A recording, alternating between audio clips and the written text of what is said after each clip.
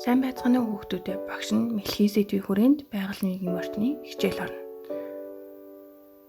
Агуулга нь мэлхийний өсөлт, хөгжилтөнд ямар өөрчлөлт гардгийг сонирхох тайлбарлах. Өнөөдрийн хичээлийн зорилго болохоор мэлхийний биеийн бүтэц өсөлтийн тухай мэдлэгтэй болох, олж авсан мэдлэгээ гэр бүлийнхэндээ ярих бяцхан гэрийн даалгавар биелүүлэх. Хамтаа богино хэмжээний хүүхэлдэйн кино үзцгээе.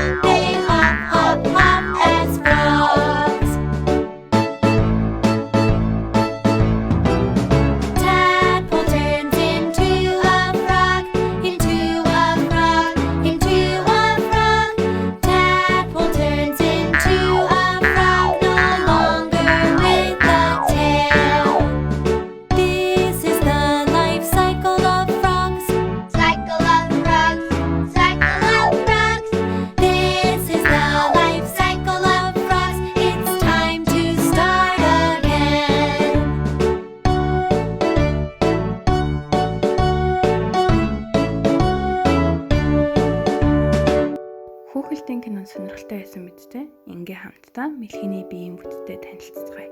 Зургийг сайн ажиглаарай. Мэлхийн толгойтой юм байна, нүдтэй юм байна, хөлтэй юм байна, хойд хөлтэй юм байна, их биетэй юм байна. Ингээд мэлхийний биеийн бүтцийг нэрлэлцгээе. Ногооноор тэмдэглэсэн эсгүүд бол тухайн эрхтнийг харуулж байгаа юм. Толгой, нүд, урд хөл, их бие, хойд хөл. Одоо бүгдээрээ мэлхий хэрхэн том болдог тухай ярилцгаая. Мэлхий маань усан дотор өндөгнүүд буюу төрс харагдах бахны. Төрснүүд нь усанд том болоод шанган хорхоо буюу богинохоо цөөлтэй болоод явдаг юм байна. Яванда хойд хөл ургаад, урд хөл ургаад жижигхэн мэлхий болдог юм байна. Жижигхэн мэлхий маань өсөж том болоод бие буудсан мэлхий болдог юм байна шүү хүүхдүүдээ. Одоо харин бүгдээрээ мэлхий хаана амьдардаг, ямар хоол иддэг тухай ярилцгаая. Мэлхий маань усан дулан хоорой газарт амьдардаг чадвартай юм байна. Бас наалтамхай хэлээрээ хорхой шавж, нисдэг ялаа, ирвэхээ зэргийг ярьж иддэг байх нь.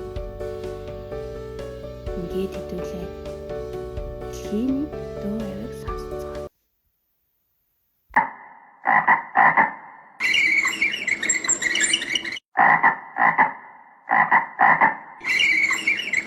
Мэлхийний дуу авиг дуурайгаа дуураарай.